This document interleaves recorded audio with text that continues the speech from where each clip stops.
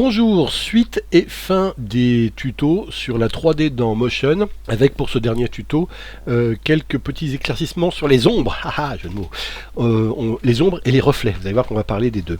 Alors les ombres, de quoi s'agit-il? Si on regarde ici, alors j'ai créé une nouvelle scène avec, vous le voyez, un texte et un fond, un rectangle jaune derrière. Et si on regarde effectivement le profil, pour voir ici en 3D ce qui se passe, j'ai une caméra 3D, voilà, comme on a fait dans les tutos précédents. Vous voyez, j'ai le texte qui est devant l'écran derrière, ce qui tient le rôle d'écran, qui est un fond jaune par exemple. Voilà.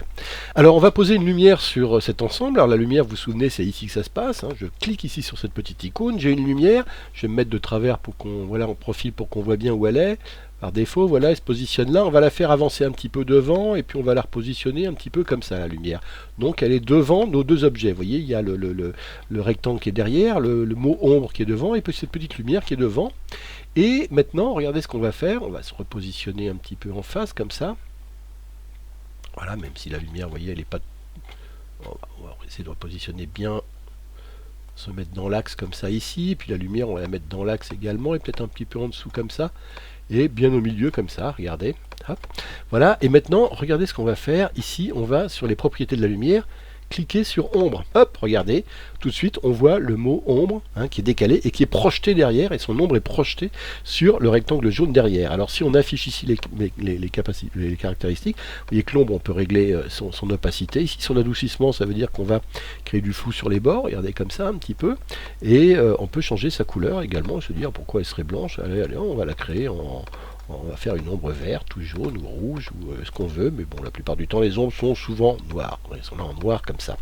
Alors ce qu'il faut savoir, c'est qu'elle peut ne pas apparaître l'ombre. Pourquoi? Parce qu'elle va dépendre d'un paramètre qui est celui du rectangle ici. Si sur rectangle ici, dans les propriétés, vous voyez que ombre, ici il y a appliquer les ombres. Si j'avais enlevé appliquer les ombres, hop, ici j'ai pas d'ombre. Si je mets appliquer les ombres, et notamment les ombres reçues, donc il faut bien s'assurer, si vous voulez que l'ombre marche, que ici, appliquer les ombres et ombres reçues soient tous les deux cochés. Par défaut, ils le sont, mais il se peut qu'ils soient décochés. Donc pensez toujours à vérifier si l'ombre ne marche pas, que ça ne vienne pas d'ici. Normalement, ça peut être voilà. Pourquoi il y a ça? Parce que si on a un truc intermédiaire, on peut très bien décider qu'il y a des objets qui vont refléter une ombre et d'autres non. Donc voilà, c'est une option ici de mettre ou de ne pas mettre d'ombre.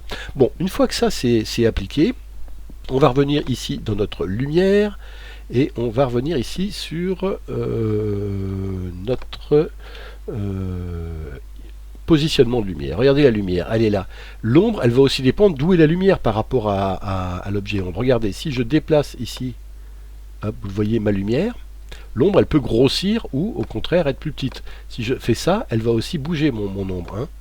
Hop, de travers ici, donc on peut positionner l'ombre, elle va dépendre effectivement de la position de la lumière et elle va réagir avec la position de la lumière, c'est bien normal, la position. Alors ça c'est la position de l'ombre. Après il y a la taille. Alors la taille elle dépend de quoi? Regardez, si je tourne ici, la taille de l'ombre elle va dépendre des positions relatives des objets. Alors par exemple, regardez, si je bouge l'objet ombre, celui-là, le texte ombre, regardez, je peux ici soit faire une ombre plus petite parce que les objets sont plus près, ou plus grosse si les objets sont plus loin. Donc vous voyez comment on peut jouer sur la taille de l'ombre et jouer en jouant sur la position relative des deux objets, le rectangle et le texte, et qu'on peut jouer sur la position de l'ombre en jouant ici sur la position de la lumière qui va créer notre ombre. Donc vous voyez, tout ça ici fonctionne très très bien.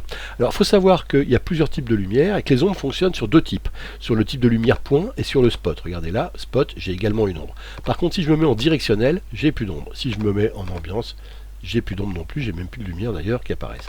Donc pensez aussi à ça, la lumière, il faut qu'elle soit sur point ou sur spot pour que les ombres fonctionnent. Voilà. On va voir maintenant les reflets. Alors pour voir les reflets, on va enlever la lumière, donc les ombres vont disparaître. J'ai plus d'ombre ici. On a enlevé la lumière, maintenant on va voir comment fonctionnent les reflets. Alors j'ai mon espace 3D ici, donc avec mon texte ombre mais le texte on va pas l'utiliser. Dans un premier temps on va mettre ici, regardez, j'ai mis une vidéo, si je la lis c'est une vidéo, et cette vidéo, vous voyez, elle est devant, elle est dans le même axe, mais elle est devant l'écran derrière.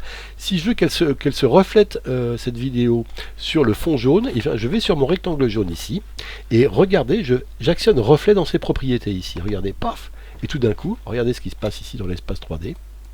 j'ai un reflet. Hein. Donc la position va dépendre de là, à la fois de la position de ma caméra, ici comme ça, mais également de la position respective, ici, vous voyez, de mon rectangle jaune derrière, ou alors de ma vidéo ici. Hein. Hop, voilà, la taille et la position va dépendre de tout ça. Hein. Donc vous voyez comment on peut créer des reflets dans des surfaces. Alors c'est très intéressant quand on crée des espaces 3D de pouvoir faire des réflexions, si on crée des fenêtres dans lesquelles on veut que les choses se réfléchissent. Regardez ces reflets, hein, ils se règlent également, alors ils se règlent, hop, ici sur le rectangle, le reflet, hop, la réflexion elle est plus ou moins forte ici. Degré de flou sur la réflexion, ça peut être flou, ça peut être net, hein, vous voyez ici. Tout ça se règle avec une atténuation, le mode de fusion également. Si je vais dans l'objet qui se reflète ici, vous voyez, j'ai une fonction ajouter du reflet. Oui, ça veut dire que oui, je vais permettre à ma péniche, là, je veux dire à ce film-là de se refléter dans le fond. Ou alors, regardez, non, je ne se reflète pas. Ou alors, je veux reflet seulement. Je n'affiche plus que le reflet, ici. Et si je bouge mon objet, c'est le reflet qui va bouger quand même. Mais il n'y a que le reflet qui est affiché. Hein, donc voilà, oui, non. Il s'affiche ou il ne s'affiche pas. Ce qui veut dire par exemple que ici, si je mets une ombre intermédiaire ici, mon ombre, est-ce qu'elle va se refléter ou pas? Ça dépend de ce qu'on a dans ombre ici. Ici, j'ai rajouté du reflet, non. Donc là, il ne se reflète pas mon ombre. Si je mets oui, j'ai en plus mon ombre qui va avoir un reflet ici. Si j'ai deux objets, hein, pour tout vous dire, ici, mais que je veux n'avoir qu'une chose simplement qui se reflète sur le fond derrière, je peux le régler ici en disant ajouter du reflet? Non. Ou alors je peux dire j'ajoute que du reflet. Et là, j'ai ombre qui s'installe derrière et on ne le voit plus devant. On a le choix entre toutes les solutions et ça c'est vraiment bien dans Motion parce qu'on peut faire à peu près ce qu'on veut. Voilà, merci, c'est tout pour le 3D dans Motion. Maintenant, à vous de jouer. Au revoir.